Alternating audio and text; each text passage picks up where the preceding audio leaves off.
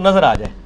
ٹھیک ہے جی, یہ والا صفحہ نیچے والا, یہ جہاں میں انگلی کر رہا ہوں نا, یہ 253 نمبر روایت جس کو میں نے انسرکل کیا ہے, اس کو آپ تسلی سے کور کریں جی, پورا زوم جتنا کر سکتے ہیں کریں. نمبر کون سے لیے 253 نمبر ہے بریلویوں والے اس میں الموطا امام مالک میں. شبیر نماز تراویح کی 20 رکعات کے بارے میں مرزا محمد علی انجینئر نے ایک روایت پیش کی موطا امام مالک کی, اور وہ ایک کتاب ترجمے والی کہیں سے اس نے ڈھونڈ لی ہوئی ہے. اسے وہ بڑا قریب کر کے, بڑے تم تراک سے نزدیک کر کے کیمرے کے یہ دکھائیں, یہ 3 لائنیں جو ہیں یہی کافی ہیں. میں کہا مرزا صاحب اتنے نزدیک نہ ہیں کیمرے کے, آپ دور سے اتنے منحوس لگتے ہیں, آپ قریب آ کے مزید ہمارا دل خراب کر رہے ہیں. تو پنجابی والے نے کسی نے کہا تھا کہ ایک ہے کو جی تو ستی اٹھی, ایک آپ کی شکل منحوس ہے اور اوپر سے آپ اسے بالکل کیمرے کے قریب کر کے ہمیں دکھا رہے ہیں. بہرحال وہ بات اپنی جگہ پر. جو روایت پڑھی ہے نا موطا امام مالک کی 8 رکعات والی, پہلی بات تو یہ ہے کہ وہ روایت تہجد کی نماز کے بارے میں ہے کہ نبی پاک صلی اللہ تعالی علیہ وآلہ وسلم جو پڑھتے تھے وہ تہجد کی نماز تھی 11 رکعات. بخاری کا بھی اس نے پھر حوالہ دیا. بخاری کی جو روایت ہے نبی پاک صلی اللہ علیہ وآلہ وسلم کے متعلق سیدہ عائشہ صدیقہ اس کی راویہ ہیں. اچھا, جس موطا امام مالک سے اس نے حوالہ دیا ہے نا 8 رکعات کا, وہی موطا امام مالک ہم اب مرزا انجینئر کو دکھاتے ہیں. اس کا صفحہ نمبر جو ہے 98 ہے.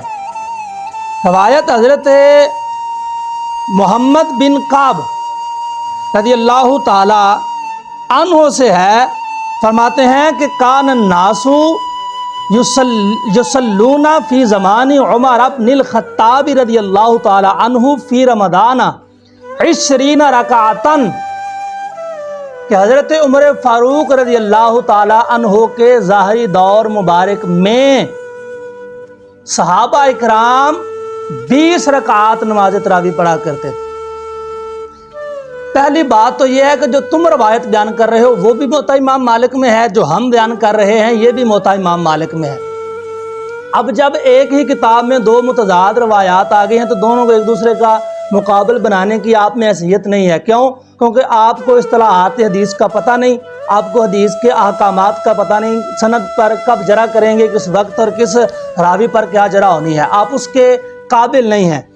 اب جب یہ روایت آپ کی اسی کتاب سے, جس کتاب سے آپ نے حوالہ دیا ہے, اسی سے رد ہوئی ہے نا, اب حق بنتا ہے کہ ان روایات کو دیکھا جائے جو تقویت دے رہی ہیں 20 والی کو. اگر کوئی 8 والی کو تقویت دے رہی ہے تو وہ بھی ہم ذکر کر لیتے ہیں.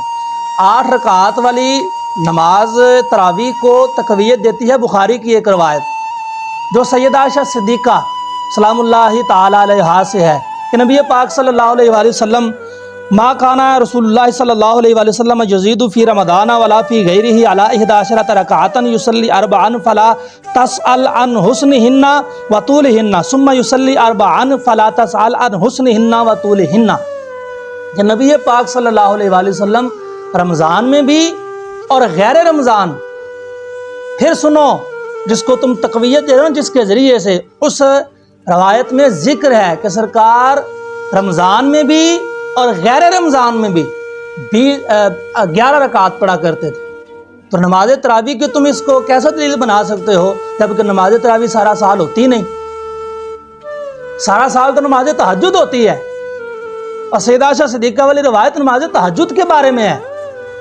کیوں؟ کیونکہ نماز تہجد نبی پاک صلی اللہ علیہ وآلہ وسلم رمضان میں چھوڑ نہیں دیا کرتے تھے, وہ نماز فرض تھی رسول اللہ صلی اللہ علیہ وآلہ وسلم پر.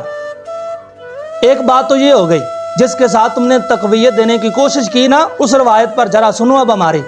دوسری بات یہ ہے کہ نبی پاک صلی اللہ علیہ وآلہ وسلم پڑھتے تھے, پڑھاتے نہیں تھے. تنہا پڑھنے کا ذکر ہے, جماعت کے ساتھ پڑھنے کا ذکر نہیں. نماز تراویح جماعت کے ساتھ ہوئی ہیں, جب بھی ہوئی ہیں سرکار نے بھی جو پڑھائی ہیں جماعت کے ساتھ پڑھوائی ہیں. حضرت عمر فاروق نے یا بعض صحابہ کرام نے جو پڑھائی ہیں وہ جماعت کے ساتھ پڑھی ہیں. حضرت علی المرتضیٰ کی بھی روایت موجود ہے, دیگر صحابہ کرام سے بھی, وہ با جماعت ہے. اور تم نے کہا کہ وہ حدیث اس کو تقویت دیتی ہے. 2 باتیں ہو گئیں, ایک تو یہ کہ وہ تہجد کی نماز تھی, دوسرا یہ کہ وہ اکیلے تنہا نماز تھی جو سرکار پڑھتے تھے۔ تیسری بات یہ ہے یصلی اربعن، حدیث کے لفظ ہیں بخاری کے کہ نبی پاک صلی اللہ علیہ وآلہ وسلم 4 رکعات ایک سلام کے ساتھ پڑھتے تھے، یعنی 4 رکعات پڑھ کے سرکار سلام پھیرتے تھے۔ نماز تراویح میں کب 4 رکعات کے ساتھ ایک سلام ہوتا ہے؟ نماز تراویح میں تو 2 رکعات کے ساتھ ایک سلام ہوتا ہے۔ پھر تم اس کو کیوں تقویت دے سکتے ہو اس کے ذریعے سے موطا امام مالک والی روایت کو؟ لہٰذا ان روایات کو دیکھا جائے گا جو 20 رکعات والی روایات، وہ سنن الکبریٰ للبیہقی کی جلد نمبر 2 صفحہ نمبر 498 پڑھنا تمہارا، کیونکہ ہم تمہیں کہتے ہیں تم پڑھ کے دکھاؤ، اور عربی کی کتاب پڑھ کے ہمیں سناؤ، حوالہ دینا ہماری ذمہ داری ہے۔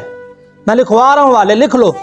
معجم الکبیر امام طبرانی کی جلد نمبر 2 صفحہ نمبر 433، اس پر بھی 20 رکعت کا ذکر ہے۔ مولا کائنات رضی اللہ تعالیٰ عنہ وعلیہ السلام آپ سے بھی مصنف ابن ابی شیبہ جلد نمبر 2 صفحہ نمبر 224 پر بھی جو روایت ہے حضرت ابی بن کعب والی رضی اللہ تعالیٰ عنہ والی، وہ بھی 20 رکعتن کے لفظ فی رمضان ہمیں دکھانے ہمارا ذمہ داری ہے۔ رمضان کے مہینے میں 20 رکعت پڑھتے تھے۔